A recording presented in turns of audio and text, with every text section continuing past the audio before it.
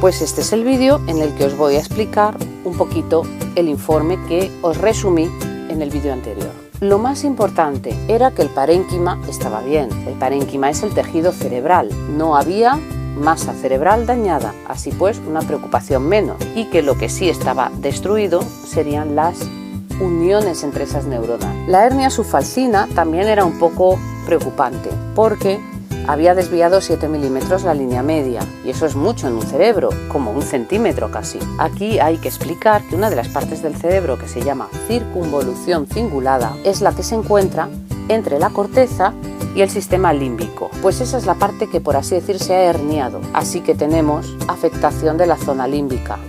Bueno, pues ahí tenemos la explicación de por qué las emociones de esta persona estaban a flor de piel y no hacía más que llorar. Pero también la circunvolución cingulada se conecta con otras áreas, como puede ser el tálamo, que es el que recibe las sensaciones de los receptores y las envía a la corteza para ver cómo hay que actuar, o el hipocampo. Pues ya tenemos también dañada algo de memoria. No la memoria a largo plazo, esa estaba perfecta, pero la memoria emocional o la memoria espacial sí estaban perjudicadas, así que vamos a tener problemas visoespaciales. La circunvolución se conecta con la amígdala. Hay que trabajar mucho en la seguridad, darle ánimos, pero también infundirle seguridad para que confíe, convertirse en la autoridad para ese cerebro, que ese cerebro confíe en lo que estamos diciendo sin que se active el mecanismo de miedo, o retrocederemos en los avances. También se conecta la circunvolución con los ganglios basales y con la corteza frontal y la prefrontal. Incluso se conecta con el área de Broca, así que tenemos el habla, la producción vocal, tenemos el procesamiento de las emociones, la regulación del comportamiento, el control atencional, la toma de decisiones, la planificación de las acciones, porque no nos olvidemos que además el tumor en sí estaba presionando, estaba aplastando la zona frontal y la prefrontal. Es decir, toda la corteza motora, premotora y el área prefrontal están afectadas.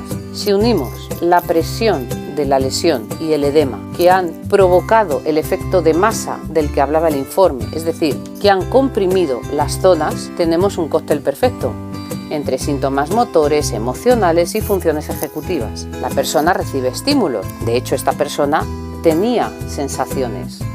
La parte sensorial no estaba afectada, pero no es capaz de crear patrones ni ordenar el movimiento. Tampoco se podía concentrar en las órdenes que se le daban. Además, estaba también un poco afectado el control de impulsos, que unido al control atencional nos dan una mezcla de no puedo concentrarme, pero soy impulsivo y no me espero a ver qué me estás diciendo, sino que me lanzo. Este binomio es peligroso. Entonces, al principio tú tienes a una persona hemipléjica y delante parece que lo principal es que se mueva. Pues no. Lo primero era recuperar la zona prefrontal, que es la cognitiva, es decir, la atención, la memoria, el aprendizaje, el control de impulsos. Sin toda esa parte es imposible reaprender los movimientos. Pero si el parénquima estaba bien, quiere decir que el efecto de masa había aplastado el lóbulo. Se habían roto, es verdad, las uniones entre las neuronas. Había que volver a crear esas uniones. Y eso en una corteza motora implica reaprender movimientos. Por eso os digo que sin la corteza prefrontal el aprendizaje no es posible. Y lo primero que hice fue aprovechar que la memoria a largo plazo estaba muy bien. Las primeras noches hospitalarias las empleé en hablar mucho, todo lo que pude, pero hablar razonando, charlas razonadas, para ver si el razonamiento estaba afectado. Es decir, tú hiciste esto en tal momento, ¿por qué fue? Fue por esto, fue por lo otro, pero entonces resulta que se derivó tal consecuencia. Cosas así, que veamos que no hay problemas cognitivos. Estuve sacándole anécdotas, vivencias, también estuve viendo si había algún tipo de acalculia, es decir, alguna agnosia,